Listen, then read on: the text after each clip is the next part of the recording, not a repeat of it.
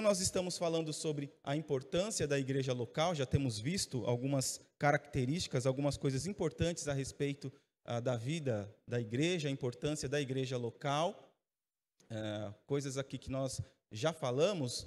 Nós terminamos ou concluímos a semana passada, iríamos falar alguma coisa a respeito dos membros que chegam, né, na igreja. Nós já tínhamos falado e vamos continuar falando. Está passando aqui. Agora sim. Então, nós vimos que o requisito essencial para alguém se tornar parte da igreja de Deus, primeira coisa, é que precisa ser um crente em Cristo, precisa ser um salvo, né? Incrédulo não tem como fazer parte do corpo de Cristo. Então, se o indivíduo que quer ser membro nunca reconheceu que é um pecador, nunca aprendeu que Cristo morreu pelos seus pecados, ressuscitou ao terceiro dia para justificar os pecadores diante de Deus, nunca se curvou aos pés de Cristo, crendo nele como Salvador, ou seja, se ele ainda não nasceu de novo, ele não deve ser recebido de modo algum, em hipótese alguma, como membro, até que, pela fé, então, ele seja regenerado, seja feito, então, uma nova criatura e possa fazer parte do corpo de Cristo. As formas que as pessoas têm de chegar à igreja, né, nós falamos sobre isso, a carta de transferência, que é quando um crente faz parte de uma determinada igreja, manifesta o desejo de ser membro de outra da mesma denominação. O batismo, que são aqueles que são os recém-convertidos, novos convertidos, que passam pelo batismo e também podem se tornar membros da igreja. Aclamação, o meio de aceitação de um novo membro pela simples aprovação da Assembleia. Então, de repente, um irmão que vem de outra igreja, da mesma denominação, e por algum motivo a igreja não tem o hábito, né, da carta de transferência, a igreja aceita pelo testemunho da pessoa, chamado assim por aclamação da Assembleia, da igreja. E reconciliação, que é o método utilizado exclusivamente quando o candidato à membresia foi excluído da sua igreja por causa de pecado obstinado. Então, quando o membro é excluído da igreja, ele precisa pedir a reconciliação. E aí, em assembleia, é feito esse processo de religamento do membro à membresia da igreja. Neste processo da importância da igreja, existem também os membros que saem. E o desligamento de um membro pode ocorrer por vias simplesmente administrativas ou por razões disciplinares. Só que a gente vai falar deste quesito em uma lição posterior exclusiva sobre disciplina na igreja, tá bom? Então eu não vou me ater a detalhes aqui. Mas uma coisa que eu quero chamar a atenção desde já, com relação aos membros que saem, há pessoas que saíram e que ainda vão sair da igreja, mas eu quero chamar a atenção para um fato, irmãos. Isso não faz desses irmãos, dessas pessoas, nossos inimigos. Não faz com que essas pessoas, se são salvos em Cristo, deixem de ser nossos irmãos. Então, a gente não deve tratar dessa forma. Muitas vezes a gente vê como um inimigo. Não quero ver nem pintado de ouro, fulano, a fulana. Não, gente, não é assim. Independente, né, e há vários motivos, várias razões que as pessoas vão sair, podem levar a pessoa a sair da igreja. Mas isso não os torna nossos inimigos, ok? Eu quero que isso desde já fique bastante claro, mas nós vamos fazer algumas aplicações sobre a questão da disciplina e faço uma distinção entre disciplina. Quando se fala em disciplina, normalmente as pessoas já vêm à mente exclusão. Exclusão é uma parte da disciplina. E, na verdade, é a última parte, é o último recurso da disciplina. É quando há obstinação.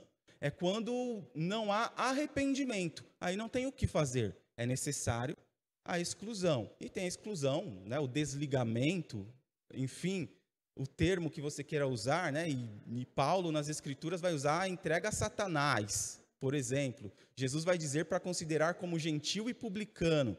E hoje a gente usa a palavra exclusão, parece que está falando algo fora do comum, né? Então, o desligamento pode ser por vias administrativas ou por razões disciplinares. Por vias administrativas, ocorre pela transferência, a carta de transferência, como falamos. Então, um membro daqui se desliga para ir para uma outra igreja batista, no nosso caso, né? E aí nós enviamos uma carta de transferência deste membro da nossa igreja para aquela outra igreja, né? Hoje, na nossa assembleia, nós teremos a leitura de uma carta de transferência de irmãos que estão se agregando à nossa igreja, e a carta de transferência chegou. Ou o desligamento direto, né? Por questão administrativa. Por exemplo, irmãos que mudam de cidade e, de repente, não tem lá, não se ambienta, enfim, e não há como a igreja enviar uma carta de transferência, mas não estão vindo mais à igreja, e aí o estatuto, enfim, várias coisas que vão reger a igreja, a vida administrativa da igreja, vão nos mostrar que deve fazer esse desligamento, ok? Nem faz lógica, né? Alguém que não está na igreja ficar ligado à membresia da igreja. Muito bem. Nós começamos, então, a semana passada a falar sobre o conceito bíblico, então, de membresia. Vimos que algumas pessoas têm uma vaga ideia de que cristãos devem, sim, estar envolvidos com a igreja local, mas, ao mesmo tempo, diriam que essa não é a coisa mais importante do mundo.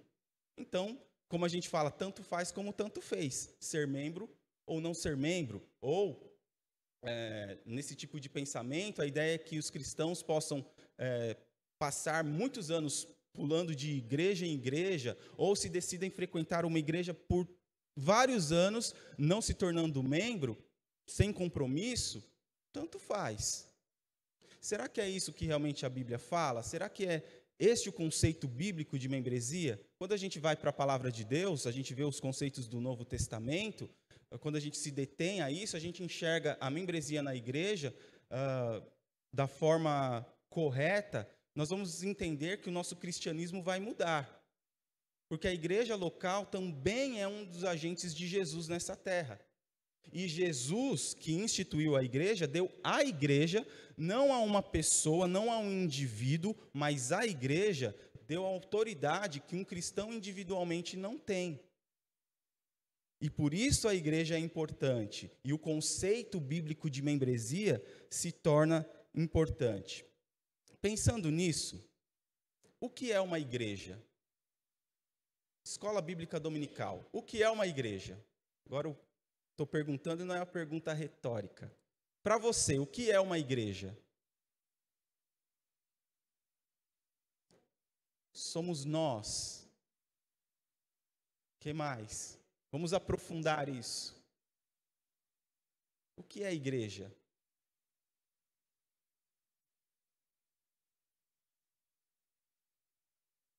E aí? Uma comunidade? Dá para aprofundar mais? É uma comunidade de quê? É uma comunidade? Já começamos a aprofundar. Uma comunidade de salvos. Faz toda a diferença, né? Eu falar que é uma comunidade, eu falar que é uma comunidade de salvos. Isso é igreja, ok? Já começamos um caminho bom. Então, de acordo com o Novo Testamento, a igreja, primariamente, é um corpo, uma comunidade, né, de pessoas que confessam e dão evidência de que foram salvas pela graça de Deus. Tão somente para a glória dele e por meio da fé em Cristo Jesus. Então, portanto, aí nós já temos uma primeira definição do que é a igreja. É uma comunidade de salvos, é um corpo de salvos, né? Que dão evidência, que confessam a Jesus como Salvador e que dão evidência dessa sua salvação. É um corpo, de acordo com as Escrituras, do qual você pode ser excluído e no qual você pode ser incluído. Ok? Então, Jesus, ele instituiu a igreja local, dando a ela o poder das chaves. Já ouviu essa expressão no Novo Testamento? Aí, vamos usar o texto lá de Mateus 16, né, que é onde Jesus fala isso, dá essa autoridade. Mateus capítulo 16.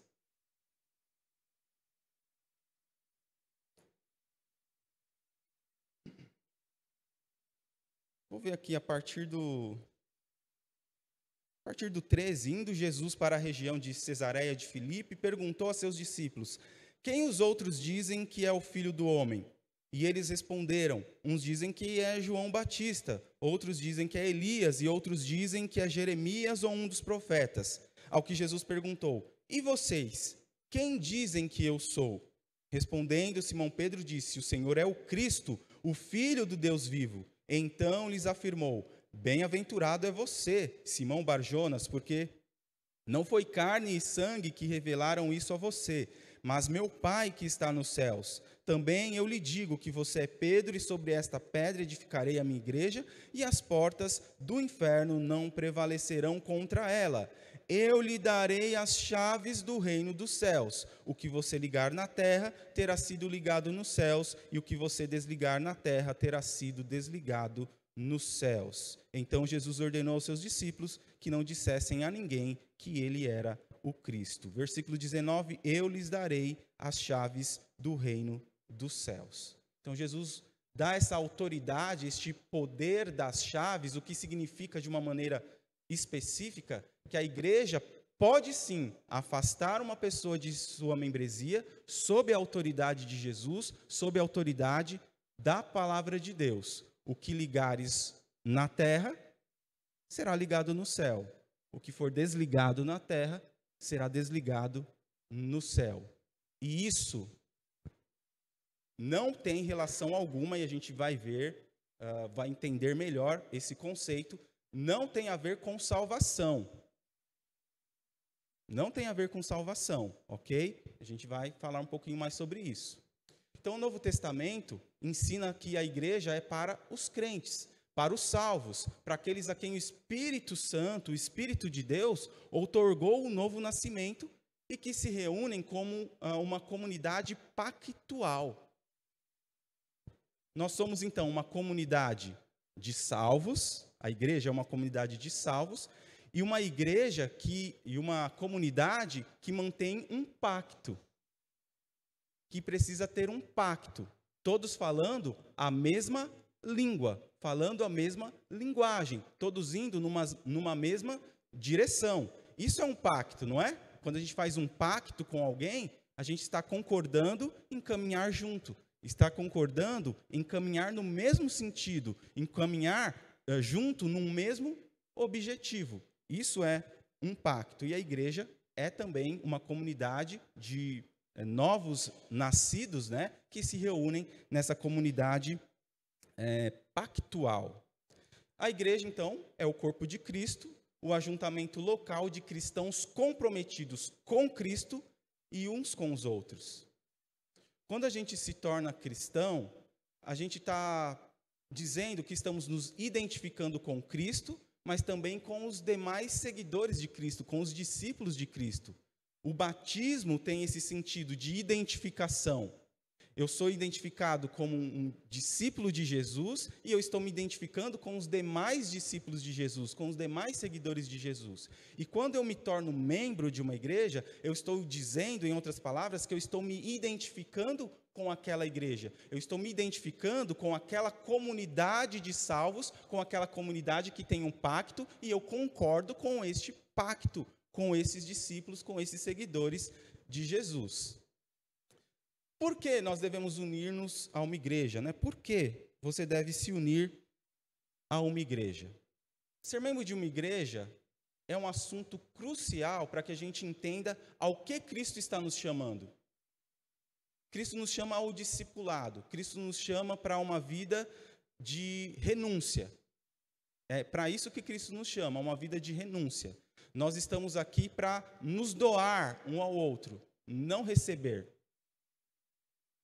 Só que à medida que cada um se dá um ao outro, obviamente que eu vou receber também, né? Então, a necessidade da mutualidade dentro do corpo de Cristo. Então, nós precisamos entender ao que Cristo está nos chamando como discípulos dele. Então, unir-se a uma igreja não o salvará, ok? Se tornar membro de uma igreja não salva ninguém, assim como as suas boas obras não te salvam. Você pode fazer as obras mais magníficas, Isso não tem a ver com salvação. A sua educação, a sua eloquência, a sua cultura não salva. Suas amizades, o fato de você andar com um crente não quer dizer que você é um crente. O fato de você andar com um salvo não quer dizer que você é um salvo. As suas contribuições financeiras não te salvam. Se você contribui pensando na salvação, você está todo errado, está todo equivocado. Tá? Então, contribuição financeira não salva. E o seu batismo também não salva. Batismo é simplesmente identificação exterior de algo que já aconteceu interiormente. Eu já sou salvo e vou professar publicamente para todos que eu me identifico com Jesus. E assim me identifico também com os demais discípulos, os demais seguidores de Jesus. Entretanto, aqueles que confessam ser cristãos precisam entender que não há como viver a vida cristã sozinhos. Nós falamos então que igreja é uma comunidade. Tem como ser comunidade sozinho? Oi, eu sou uma comunidade. É uma comunidade de salvos. Uma comunidade de salvos que vivem um pacto entre eles. E, portanto, não há como viver uma vida cristã isoladamente. Uma vida cristã sozinho. O cristianismo bíblico tem a ver com comunidade, tem a ver com igreja. E há algumas respostas aí para essa pergunta, o porquê unir-se a uma igreja. Primeira coisa, para assegurarmos a nós mesmos. Em que sentido? Você não deve se unir à igreja apenas por ser salvo, mas para que a igreja o ajude a assegurar-se de que você é salvo. Em que sentido eu digo isso? Isso quer dizer que, ao nos unirmos a uma igreja, nós estamos nos colocando em uma posição na qual temos que pedir aos irmãos e irmãs que se tornem responsáveis por nós, para que nós vivamos de acordo com aquilo que falamos. É a prestação de contas. Se a igreja é uma comunidade de salvos, uma comunidade de salvos que se unem em torno de um pacto. Este pacto precisa ser vivenciado por todos. E nós temos a responsabilidade um com a vida do outro. Aí entra naquela questão do testemunho individual que interfere no testemunho do todo, de toda a comunidade. Então, nós nos unimos a uma igreja local para assegurar-nos da nossa salvação. Não para sermos salvos, mas porque somos salvos. Entende? Não é para a salvação, mas é porque somos salvos. Vamos querer viver em comunidade, assim como Jesus Cristo ensinou. O ser membro de uma igreja local não salva, mas é um reflexo de que somos salvos. O verdadeiro salvo, ele gosta, ele precisa viver em comunidade. Por mais espinhoso que seja, por mais difícil que seja, ele entende que precisa viver em comunidade para edificar e ser edificado. E isso nós vamos tratar quando falarmos a respeito dos dons. Também é necessário unir-se a uma igreja para evangelizar o mundo. Foi a igreja que Jesus Cristo deu a ordem de ir pelo mundo pregar o evangelho a toda criatura. Não foi a um indivíduo, foi a igreja. Então, nós nos unimos à igreja para a evangelização do mundo. Uma igreja local é uma organização missionária. Nós promovemos o evangelho ao cooperarmos para levá-lo, para levar o evangelho àqueles que ainda não ouviram, bem como ao torná-lo visível, tornar o evangelho visível ao mundo por meio do nosso comportamento, por meio do nosso viver. Então, o nosso testemunho, o nosso evangelho, a nossa evangelização, o nosso evangelismo, ele deve ser audível, mas também visível. Eu devo comunicar o evangelho, falar do evangelho, mas as pessoas precisam ver o evangelho em mim. É através da minha vida que eu demonstro Jesus. É através da minha vida, das minhas palavras, do meu comportamento, que as pessoas vão ver um diferencial. E esse diferencial, quem faz na nossa vida é Jesus. Por que unir-se a uma igreja? para denunciar falsos evangelhos. A igreja também tem esse sentido. Quando nós interagimos com outros cristãos, nós estamos mostrando ao mundo o que realmente, de fato, é o cristianismo. Quando nós estamos reunidos como esta comunidade de salvos, esta comunidade que tem um pacto, nós estamos mostrando para o mundo o que de fato é o cristianismo.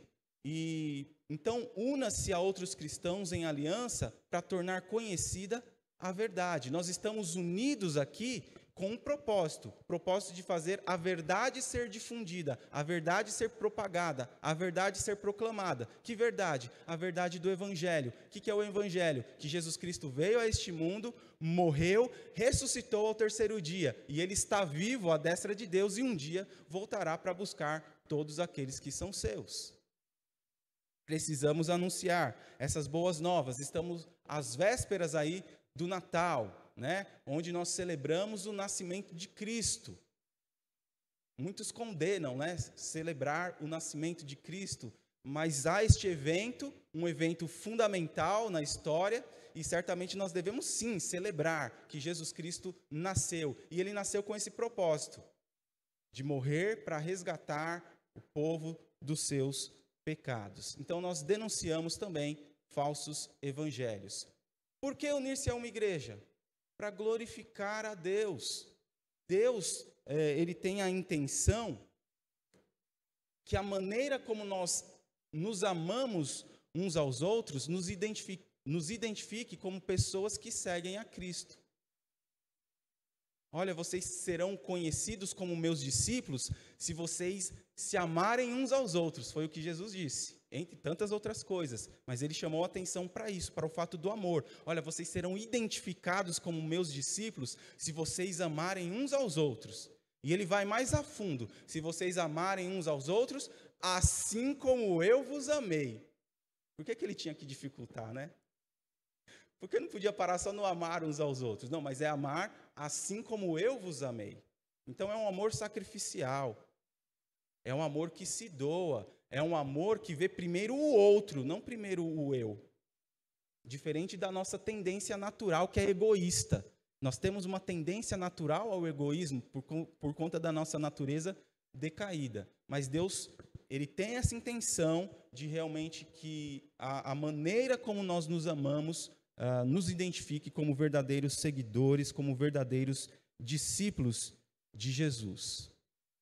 Nossa vida corporativa, a nossa vida como este corpo de salvos, este corpo que tem um pacto entre si, tem que nos identificar como povo de Deus e trazer então louvor e glória ao seu nome. Quando as pessoas olharem para esta comunidade, elas devem reconhecer Deus nessa comunidade. Amém?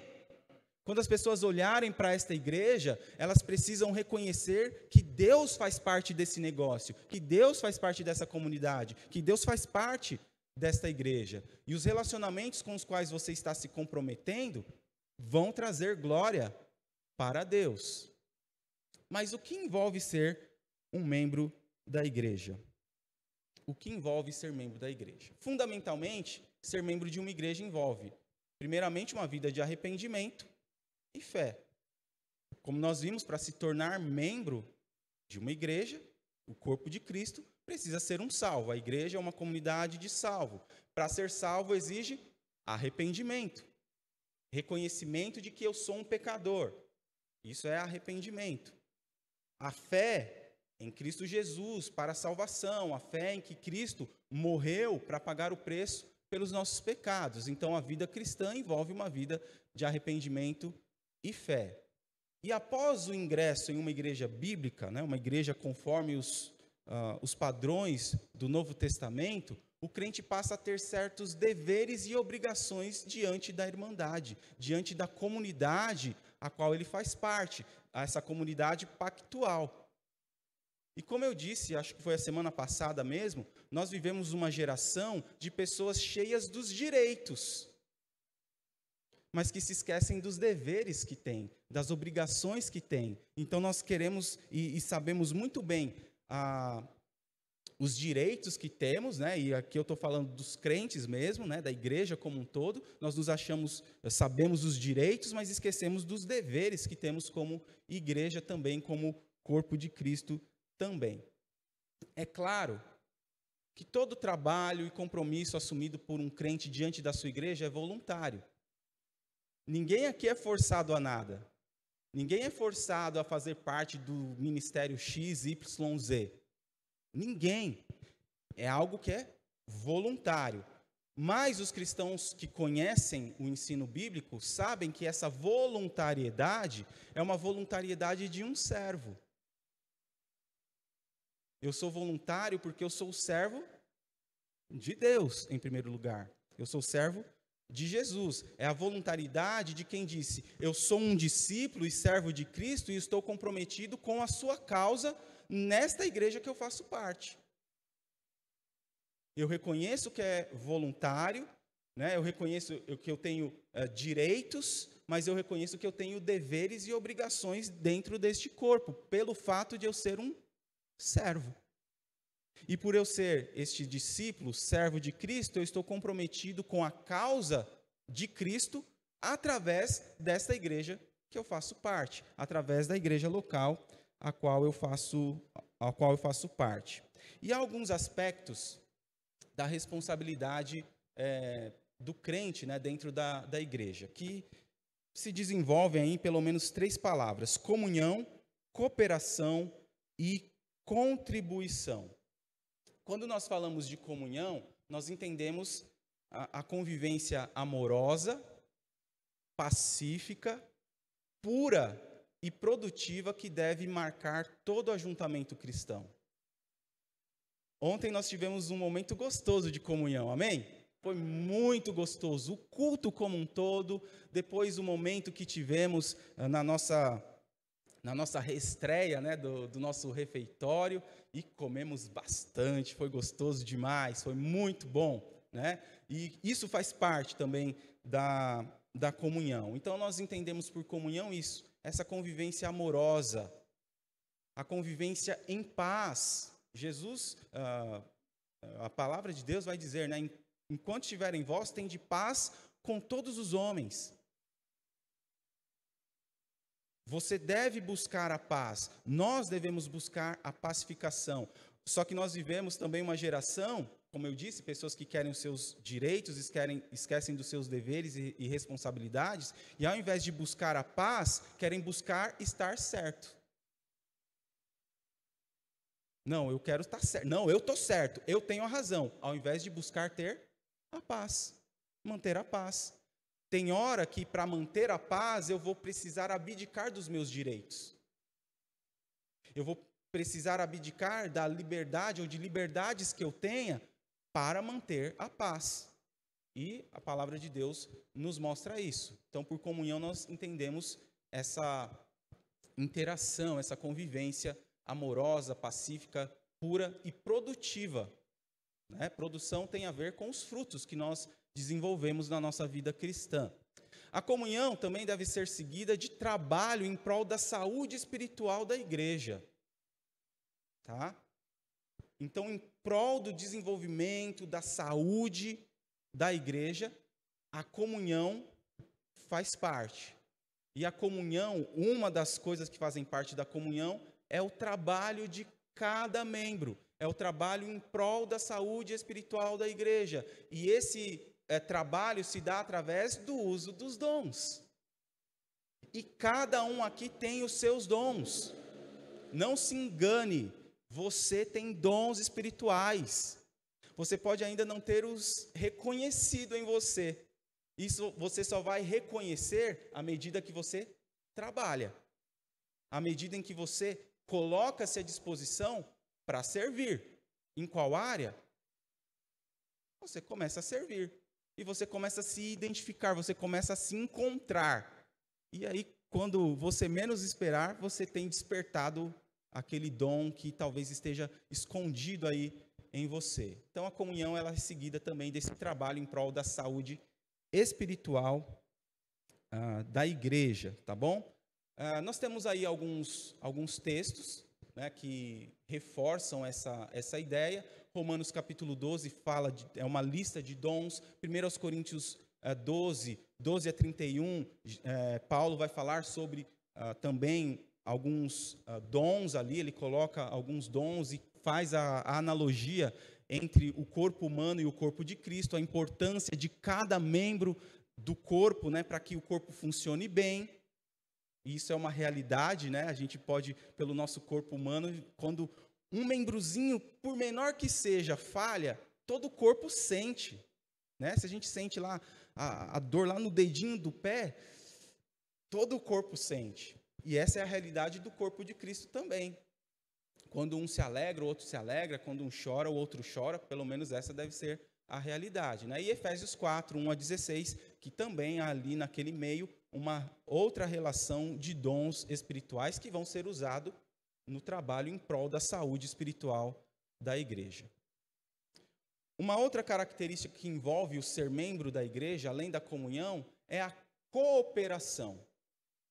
E o que é cooperação? Cooperar é trabalhar conjuntamente, é trabalhar em conjunto, é trabalhar junto, empenhando-se para alcançar os mesmos objetivos. Então, quando eu coopero com a obra de Deus, quando eu coopero na minha igreja local, eu estou trabalhando, me empenhando para alcançar o mesmo objetivo. É aquilo que falamos desde o início. Igreja é o corpo, uma comunidade de salvos, uma comunidade de salvos que estão unidas por um pacto. E este pacto nos leva a nos empenhar a alcançar os mesmos objetivos. Isso é a igreja. E a igreja, então, o que faz parte deste envolvimento, ou o que envolve ser um membro de igreja, a comunhão, mas também a cooperação com o seu trabalho. Os ideais fundamentais pelos quais os membros da igreja devem lutar juntos, né, são pelo menos 3. Tá? Então, a cooperação nossa, mútua, né, vou definir aqui como 3. A promoção e defesa da fé cristã. Então, nós precisamos estar juntos para promover a defesa da fé cristã, defender aquilo que a palavra de Deus defende e excluir do nosso meio aquilo que a palavra de Deus não defende. A edificação do corpo de Cristo. De novo, edificação tem a ver com o quê? O uso dos meus dons. E sempre, sempre, sempre, o uso dos dons está no contexto de corpo, de comunidade, de edificação do outro, nunca de edificação própria. Tá? E a gente vai falar mais sobre isso quando entrarmos na parte de dons. E também a nossa busca deve ser pela pureza da comunidade dos santos, pela comunidade que nós tanto prezamos, que é a igreja. Pois não, irmão? Pastor, você está falando desses objetivos da igreja, né? Principalmente esse aspecto aí da comunhão. E a gente pode ver que na igreja perseguida do passado, né, na época dos imperadores, a igreja não podia se reunir como a gente se reúne. E, no entanto, a igreja sobreviveu também, né? E trazendo para a nossa época, ontem nós fizemos o culto e a gente agradeceu muito a Deus porque nós tivemos assim, durante todo esse tempo, nós tivemos condições de manter a igreja funcionando na medida do possível, né? Tivemos condições de comprar equipamento para poder melhorar toda aquela evolução que você citou ontem. Agora, a gente tem que ver também que parece que essa pandemia, ela deu assim uma peneirada na igreja, no mundo de uma forma geral. Aqui mesmo no Brasil, tem igrejas muito pobres, que não tem condição, que muita gente não tem internet. É como ontem você falou da irmã Rose com o irmão Salvador, que eles fizeram o culto deles em casa, durante todo aquele período. Mas a gente imagina que, você também falou ontem, que todo esse momento, ele serviu para aproximar ou para afastar. E nós vimos isso acontecer, né? Nós vimos realmente pessoas se achegando por N motivos, talvez de ser confrontado com a morte iminente, né? Que a gente nunca sabe onde a morte ia bater, na porta de quem que a morte ia bater. E muita gente ficou com medo disso e falou: eu preciso dar um jeito da minha vida espiritual. E teve pessoas que, até mesmo pessoas que já estão dentro de uma igreja, que se afastaram. E não tiveram o seu compromisso de chegar nem de, muitas vezes, assistir um culto online. Agora você imagina também igrejas pelo interior do Brasil afora, lugares que nem internet tem, lugares onde as pessoas foram proibidas de se ajuntar. Então tudo isso foi colocado à prova. Quantos será que fizeram os seus cultos normalmente? Quantos que continuaram se aproximando de Deus na medida do possível? Então a gente vê que houve uma reviravolta nisso tudo. Nós tivemos uma aproximação de pessoas, mas também tivemos o distanciamento de outras, né? Então a gente vê que até mesmo a nossa comunhão, ela ficou diferente durante o tempo que a gente estava online. Era uma comunhão que não era próxima, né? Mas existia. Agora tem lugares que Deus, no seu grande amor para conosco, né? Ele nunca deixou a igreja morrer. Então não foi essa pandemia também que ia fazer isso, né? Que mesmo também teve há 100 anos atrás a epidemia lá da gripe espanhola, e a igreja passou por isso também. Sim. Sobreviveu a tudo isso. E naquela época não tinha internet. A gente falou ontem, né? O que seria há 15 anos atrás, como que seria? Que a internet não era difundida, né? Como é? Haveria outras formas, né? Sim. É porque a gente sempre visualiza o que a gente tem hoje. Mas se a gente não soubesse, há 15 anos atrás, com toda essa tecnologia que nós temos, ia se dar um jeito também, como deram há 100 anos atrás com a gripe espanhola. Também foi uma epidemia mundial, né? Uma pandemia. Então, você percebeu como muda um pouco as referências? E eu falo que houve assim um abalo na igreja, para realmente começar a perceber o sentido, quem é a igreja e quem não é. Muitos se afastaram, muitos ainda estão se enganando, assistindo um culto pela internet e achou que já está tudo bem. Mas hoje existe uma diferença quando você não tem a oportunidade de estar numa igreja presencial, como nós estávamos há tempos atrás, e quando você tem a oportunidade e fica só optando pela TV, assistindo pela internet. Então a gente vê que realmente houve tremeu tudo as bases da igreja, mas a igreja sai fortalecida dessa também. É verdade, e a gente precisa ver essa grande distância, essa grande diferença, né, que há entre situações, entre contextos diferentes. Nós estamos num contexto em que nós temos total e plena liberdade de cultuar a Deus. Temos irmãos em Cristo, né, em outros lugares do mundo, que não têm esta mesma liberdade e mesmo assim se reúnem com todos os esforços que fazem um culto totalmente diferente. A gente aqui pode cantar alto, bater palmas e por aí vai, dar um amém, glória a Deus e por aí vai. Nossos irmãos perseguidos não podem. Tem que ser ali eu ia falar no sorriso, no sussurro, na troca de olhares, quem sabe.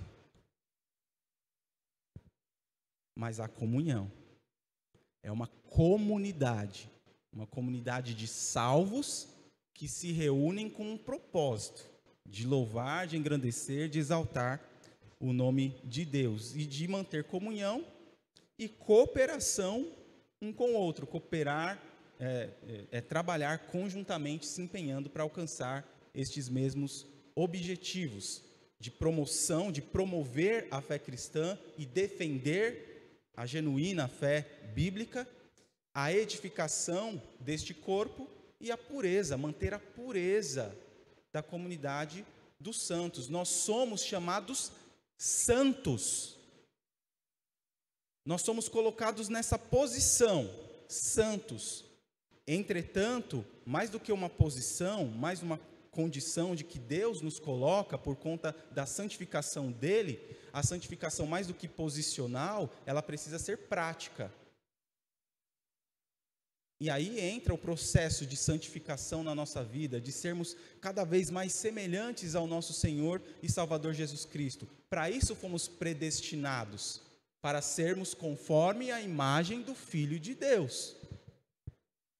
E esse deve ser, então, o nosso empenho. E sobre essa questão das dificuldades, a gente vê isso na igreja primitiva. A igreja nascendo, Atos 1:8, Jesus vai dizer aos seus discípulos, que permaneçam em Jerusalém, até que do alto recebam o Espírito Santo, a plenitude do Espírito, o Espírito sendo derramado, a promessa do passado, a promessa do Velho Testamento se cumprir. E aí no versículo 8, Atos 1:8, Jesus vai dizer: vocês vão receber poder, autoridade, ao descer sobre vocês o Espírito Santo. Autoridade para quê? Para que vocês sejam minhas testemunhas, tanto em Jerusalém, quanto em Judéia, Samaria e até os confins da terra. O que vai acontecer? Se você continua lendo, capítulo 2, 3, 4, 5, parece que a igreja se acomodou ali em Jerusalém. Opa, está tão bom, a igreja crescendo, Primeira pregação de Pedro, 3.000 almas. Vai pregar de novo, 5.000 almas. Meu Deus, que igreja grandiosa, 8.000 pessoas. Que pastor não sonharia, com uma igreja desse tamanho? Só que aí a gente vai para Atos 8:1. Atos 1:8 e depois Atos 8:1. Naquele dia, Saulo consentia na morte de Estevão. Naquele dia, teve início uma grande perseguição contra a igreja em Jerusalém. Todos, exceto os apóstolos, foram dispersos pelas regiões da Judéia e da Samaria. Ser-me-eis testemunhas em Jerusalém, Judéia, Samaria. Foi necessária uma perseguição, foi necessária um chacoalhar de Deus para mostrar quem de fato eram os crentes. E esses crentes saíram não com medinho. O texto vai dizer que eles continuaram, o versículo 4, enquanto isso, os que foram dispersos iam por toda parte pregando a palavra. Houve um mover de Deus, um chacoalhar de Deus para a igreja sair da comodidade. Será que não é isso que Deus está fazendo conosco através desta pandemia? Dando um chacoalhão em nós, para que a gente acorde para a realidade de quem nós somos, para que realmente fiquem identificados os verdadeiros, genuínos crentes, que nos últimos tempos, diz a palavra, que haverá apostasia, uma grande apostasia. Será que isso já não é um preparo desta grande apostasia? Então, o que envolve ser um membro da igreja é a comunhão, a cooperação, mas também, e agora vai doer para muitos, contribuição. E aqui eu estou falando de contribuição financeira mesmo. Isso envolve ser crente. Isso envolve o ser membro de uma igreja local. Nós somos uma comunidade de salvos. Salvos que se unem com um pacto para promover a palavra de Deus, para defender a palavra de Deus.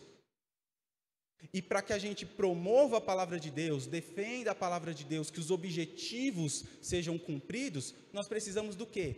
Grana, bufunfa, carvão, dinheiro, queira lá o nome que você queira dar, precisa, não tem como. Falamos há pouco, o irmão Júlio citou, o fato de, nesse tempo que ficamos sem possibilidade dos cultos presenciais, tivemos a bênção de ter os cultos online.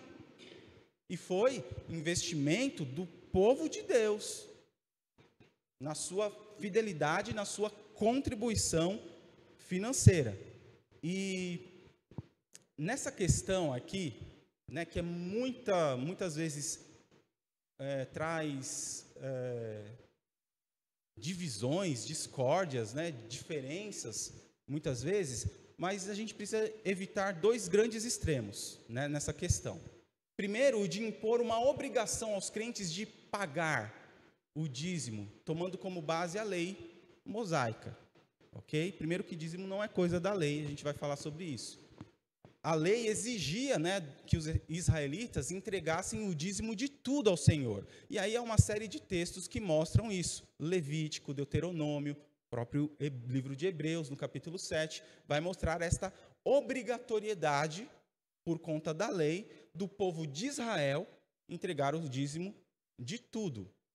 E não havia somente um dízimo. Depois aqui o nosso estudo não tem essa pretensão, mas havia vários dízimos. Não era só um dízimo, né? Haviam vários dízimos que os israelitas, o povo de Israel, tinha por obrigatoriedade pagar. Vou usar esse termo. E se a gente observar os tempos de Jesus, essa norma ainda vigorava. Lembram que Jesus disse que ele veio sob a lei? O tempo de Jesus ainda estava sob a lei. E Jesus, então, aprovou isto, né, o dízimo, em obediência a essa regra. Mateus 23, 23. Ele chama a atenção ali dos fariseus, né, que tinham os mínimos detalhes do dízimo do outro, né, que tinham o dízimo das raízes pequenininhas, né, de sementinhas pequenininhas, mas estavam esquecendo do mais importante, a prática do amor, da justiça. E aí ele diz, vocês devem fazer isso e sem se esquecer da outra parte. Então Jesus fala sim a respeito do dízimo, diferente do que alguns vão dizer, Jesus nunca falou nada sobre dízimo. Falou sim, mesmo que seja um versículo só, mas ele falou. Em obediência, então, ele aprovou o uso dessa regra. Então, um primeiro extremo é de impor como uma obrigação. Dízimo não é obrigação. E louvado seja Deus por isso, tá? E a gente vou falar um pouquinho mais. O outro extremo é o de não dizimar, alegando que era uma prática do Velho Testamento, da antiga aliança. E como agora nós estamos no Novo Testamento, estamos na era da graça, né, na nova aliança, então nós não precisamos mais ofertar o dízimo. Isso também é um engano, uma vez que o dízimo ele não foi instituído na lei de Moisés. Ele é anterior à lei, porque patriarcas como Abraão, como Jacó, já ofertavam dízimos.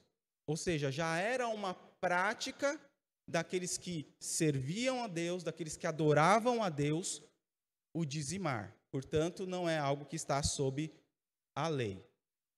Deus, na lei, simplesmente regulamentou a prática de dizimar com o objetivo de prover o sustento para aqueles que trabalhavam integralmente para Deus, para prover os recursos para a manutenção do santuário de Deus, né, pagar conta de água, luz, telefone, internet, tá? Que na época da lei mosaica, né, o santuário era o tabernáculo e depois passou a ser o templo. Os judeus continuaram com as práticas do Velho Testamento que não foram abolidas por Cristo ou pelo Evangelho de Jesus Cristo. Sendo assim, nós podemos concluir que a forma natural, óbvia, costumeira desses judeus convertidos ao cristianismo contribuírem para o serviço de Deus, começando em Jerusalém, se espalhando por todo o mundo, era o sistema que eles já conheciam, o dízimo. Quem eram os primeiros convertidos, né? Naquela multidão lá que Pedro prega, e 3.000 almas se convertem. Quem eram que estavam ali? Judeus. Judeus que se convertem ao cristianismo e que já tinham a mentalidade dessa contribuição. Qual a coisa óbvia, apesar da Escritura não deixar isso de forma aberta? Qual é a forma óbvia? Eu sou judeu. Me converti ao cristianismo. Eu tenho na minha mente, na minha história de vida, como contribuição para, antigamente, o templo, para o tabernáculo, o dízimo. Agora que eu sou um cristão, o que eu vou continuar para a manutenção agora do templo? Dízimo. Algo que para mim parece bastante óbvio. Os dízimos dos cristãos, portanto, são semelhantes aos de Abraão, de Jacó, homens que viveram antes da entrega da lei a Moisés, e, portanto, eles deram seus dízimos não por obrigação da lei, não como uma imposição legal, como uma imposição da lei, mas voluntariamente, como demonstração de gratidão, compromisso e devoção. Esse é o dízimo cristão. Essa é a forma que nós contribuímos, não por imposição, não porque se eu não der, eu vou ser amaldiçoado. Não porque se eu não der, o devorador, que aí vão falar que é o diabo, dá até arrepio, dá até nos nervos. Aí o devorador vai vir e vai assolar. Não, nós contribuímos por gratidão. Nós contribuímos por compromisso com o corpo, com a comunidade de salvos que nós fazemos parte e temos um pacto. Nós contribuímos por causa desse compromisso. E por devoção a Deus, por amor a Deus, por gratidão àquilo que Ele tem feito por nós. Esse é o dízimo cristão. E dízimo eu entendo como como que eu posso dizer? É um ponto de partida. À medida que Deus lhe prospera, à medida que Deus lhe abençoa mais materialmente, por que não abençoar também à medida dessa proporção? Então, o dízimo não é um patamar que é estacionário. Por isso que eu penso que a graça é muito mais difícil do que a lei. Em que sentido? Na lei se fazia as coisas, ou se faz as coisas, porque é ainda muito legalista hoje em dia, se faz as coisas como uma obrigatoriedade, como obrigação. Na graça nós fazemos por amor. Nós fazemos com liberalidade. Nós fazemos porque sabemos que temos um compromisso com este povo de Deus, com o povo que nós dizemos fazer parte, né? E o dizimar tem muito a ver com eu entender que a minha igreja está desenvolvendo um bom trabalho para o reino de Deus. Eu estou, como a gente fala, né, vestindo a camisa. Vamos dizer assim. Então, o dízimo tem esse sentido de demonstração de gratidão, de compromisso e de devoção a Deus. Na nova aliança, o dízimo deixou de ser uma obrigação com maldições, para quem não cumprisse, passou a ser uma contribuição voluntária, que o verdadeiro cristão pratica com gratidão e alegria, reconhecendo que Deus lhe abençoou com o seu sustento. E num ato de voluntária adoração e gratidão, devolve a Deus parte do que o próprio Senhor lhe deu.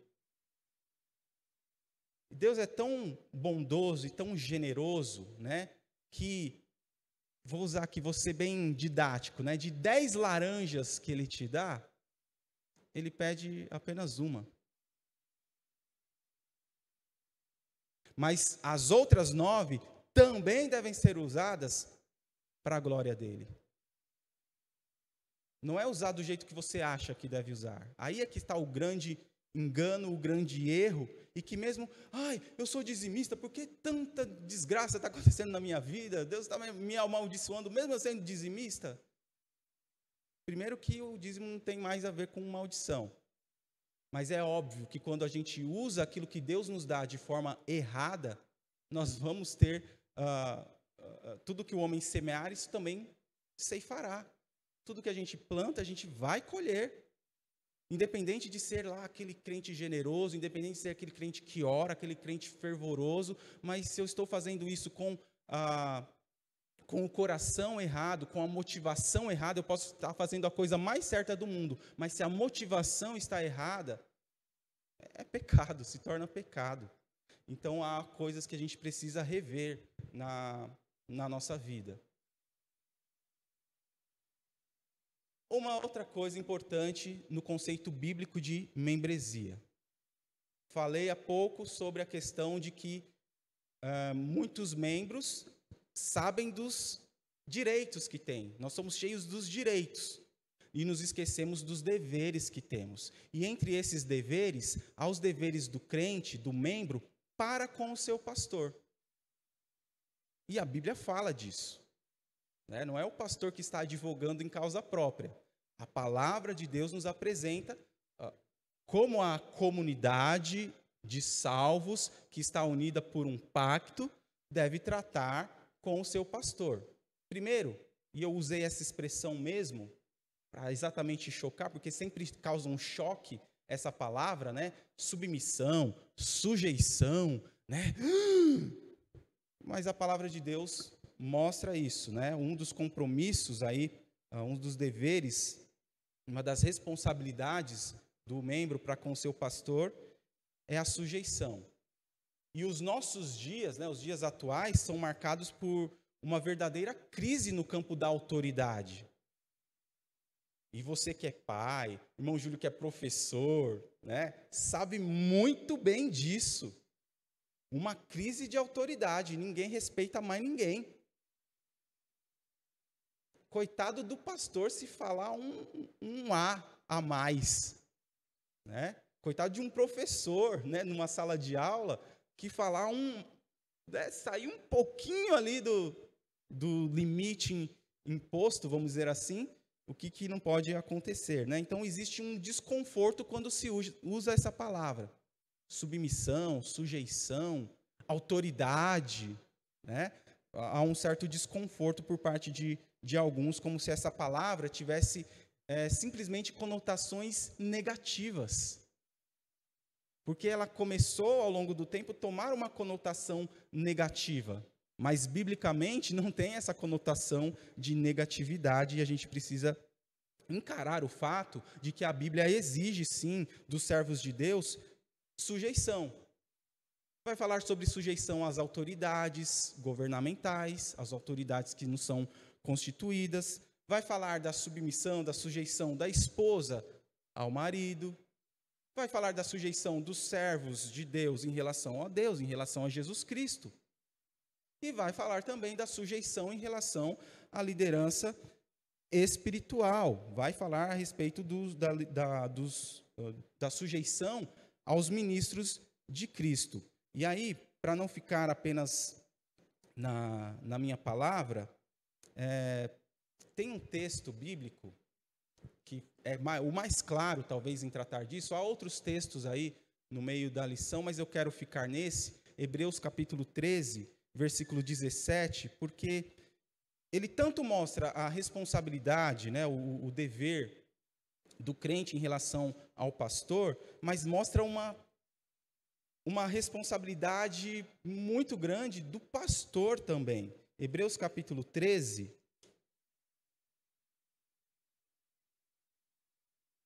o versículo de número 7.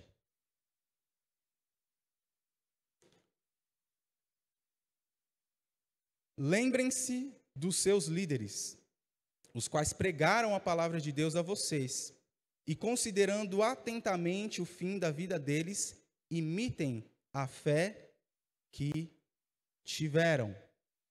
O versículo 17 agora, eu li o 7. Obedeçam aos seus líderes. Obedecer, sujeitar, submeter-se. Tá? Talvez na sua versão possa aparecer aí, ao invés de obedecer, sujeitar ou submeter. Há alguma versão assim?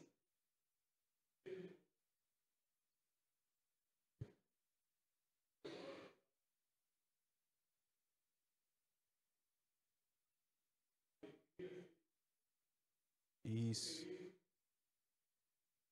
Então veja, obedeçam aos seus líderes, sejam submissos a eles. Por quê?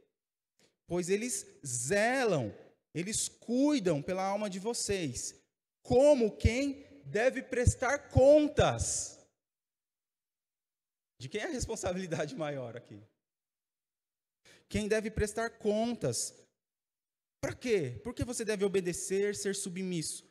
Para que eles, os líderes, os pastores, possam fazer isto com alegria e não gemendo. Oh, meu Deus, tem que ir lá.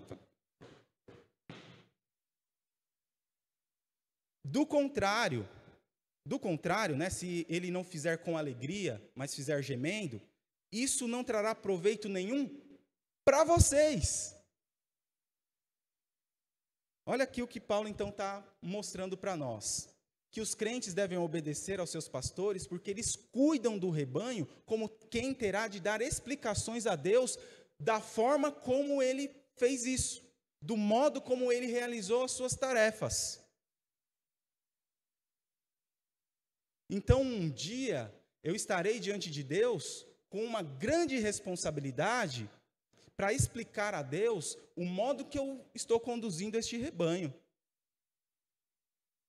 Se é desleixado, se é de forma correta, se é bíblico, se não é bíblico, eu vou prestar contas com o meu Deus, com o sumo pastor, o pastor que está acima de mim, e que é o sumo pastor dessa igreja também. É aquele que conduz essa igreja, é o que conduz este rebanho através da representatividade do pastor humano.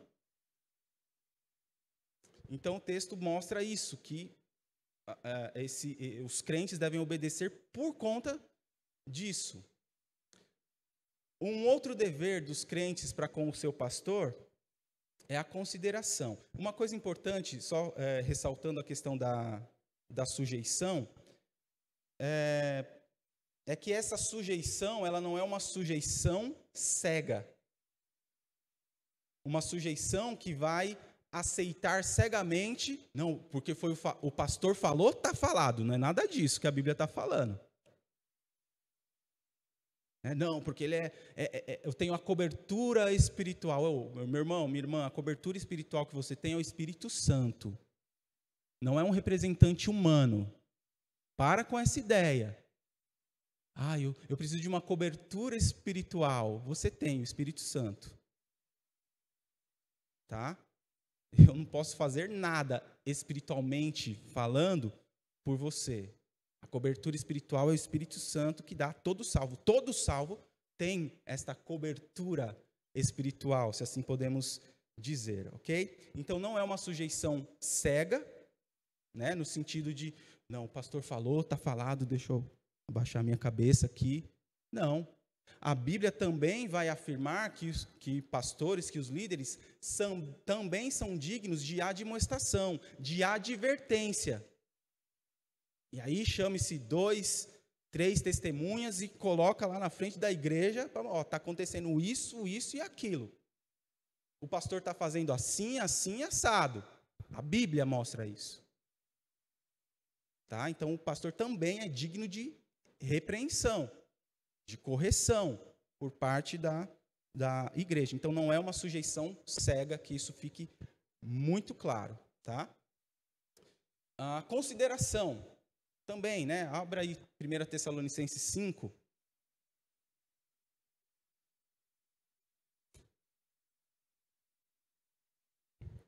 Versos 12 e 13.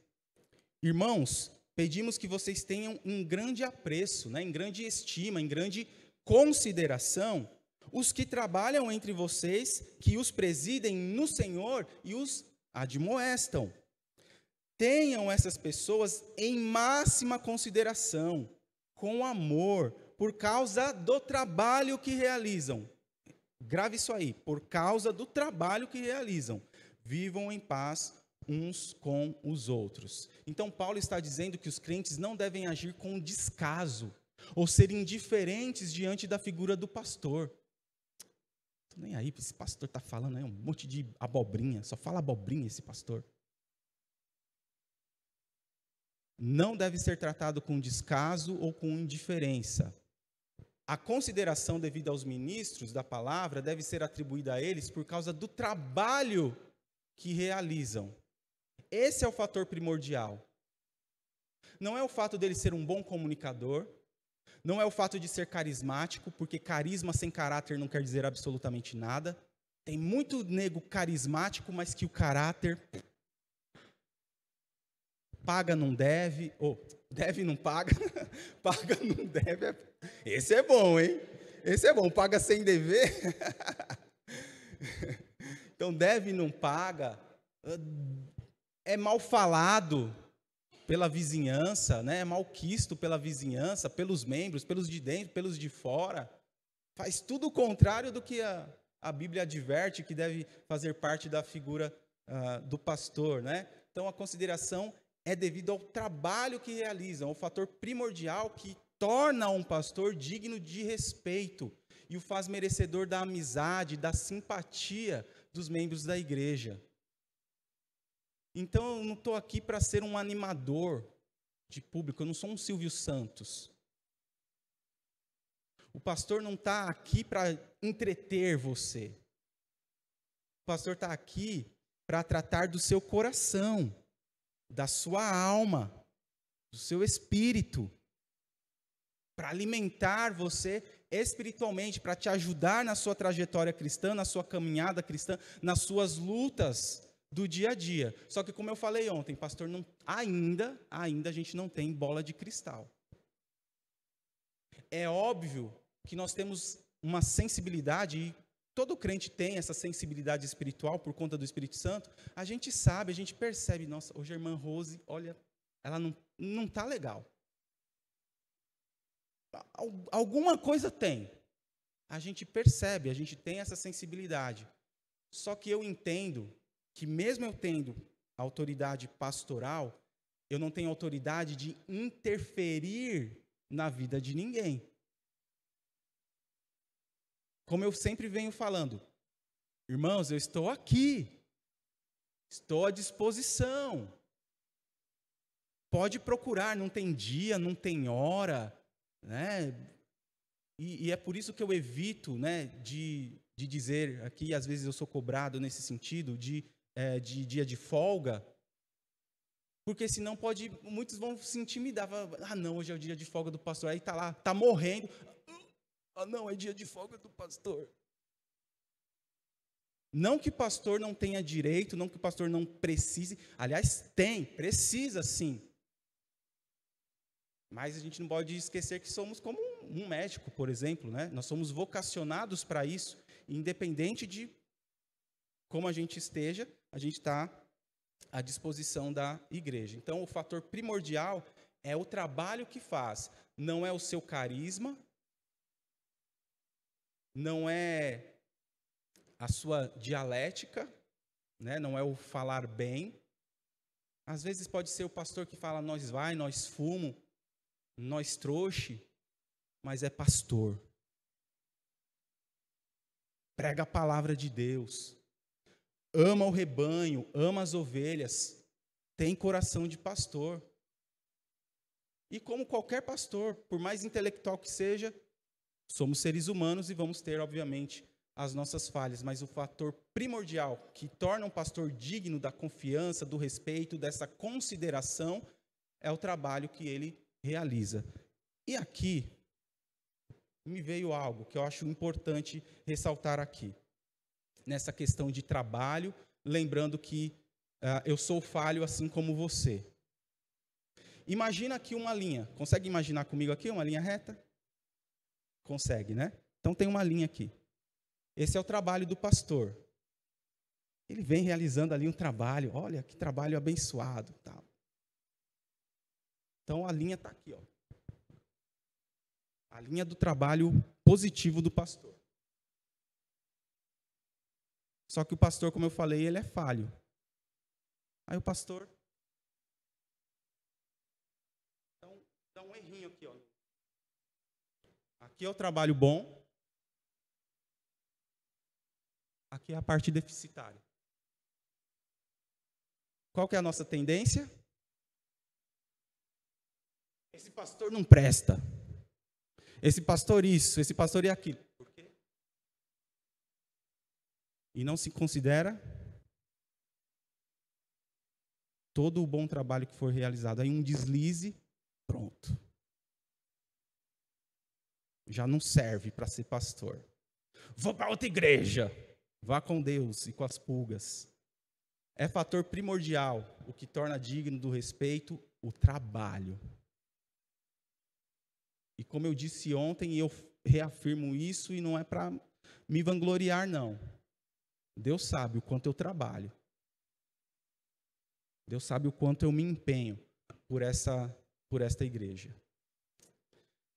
Outra coisa, né, importante, né, que também ressalta aqui sobre a consideração, é que tratar com essa admiração, com esse apreço, não significa colocar o pastor acima da verdade e da justiça, porque você vai se decepcionar.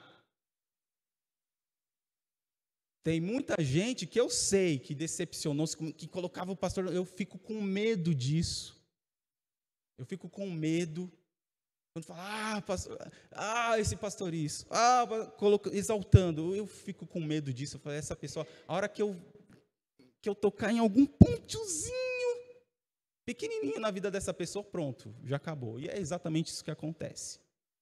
Então, tratar com apreço não significa colocar o pastor acima da verdade e da justiça, fazendo vistas grossas diante dos seus desvios. E aí entra o texto que eu falei, e acho importante a gente mostrar para você ver que a Bíblia fala sobre isso, 1 Timóteo 5, versículo 20.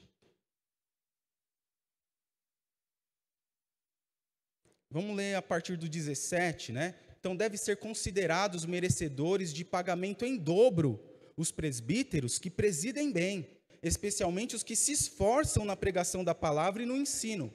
Pois a Escritura declara, não amordace o boi quando ele pisa o trigo, e ainda, o trabalhador é digno do seu salário. Versículo 19, não aceite denúncia contra presbítero, a não ser exclusivamente sob o depoimento de 2 ou 3 testemunhas.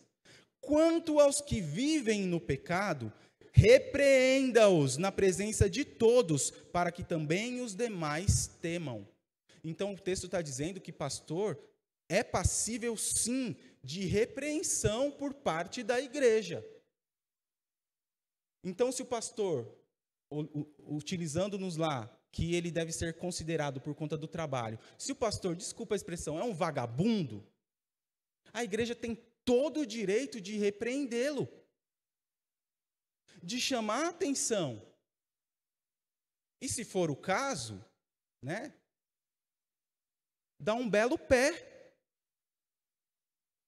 A igreja é soberana. A igreja é a autoridade maior.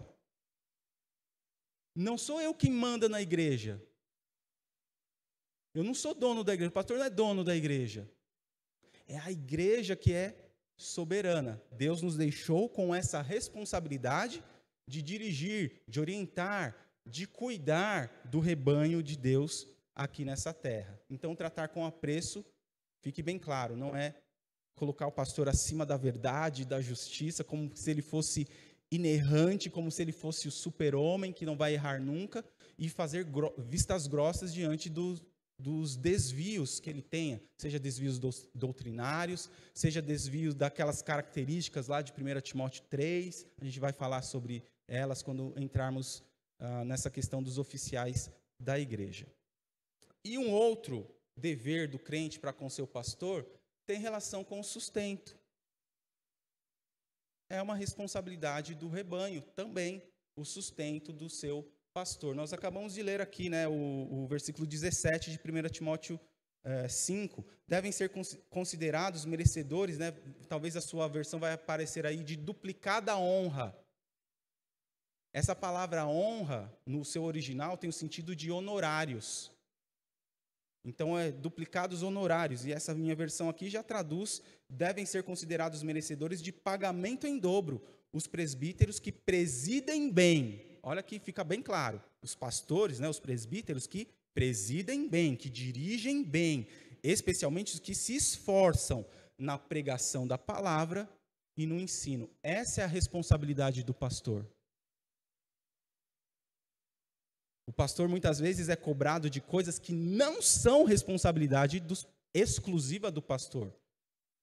É responsabilidade, ou pode ser responsabilidade do pastor, considerada? Sim, mas o que a palavra de Deus considera como responsabilidade exclusiva do pastor, pregação e ensino. Pregação da palavra e ensino. Tá? Então, os pastores que lideram bem a igreja, que se afadigam no ensino da palavra, são merecedores de um salário adequado.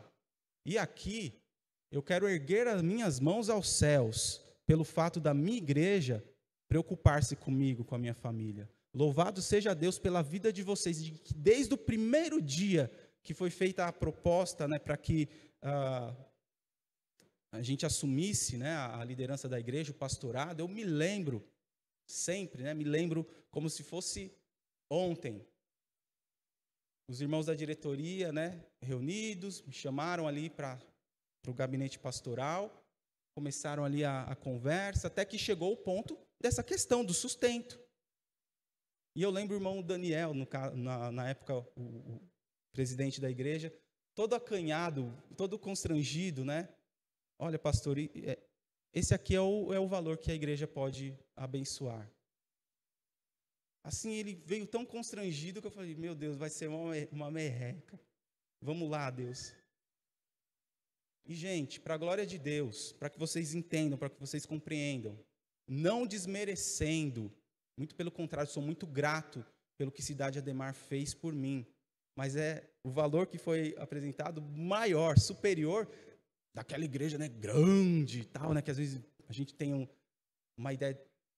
Era mais, eu louvei ao Senhor, louvado seja Deus. E se fosse menos, louvado seja Deus, Deus iria suprir de uma forma ou de outra. Quando Deus chama, Ele supre as necessidades.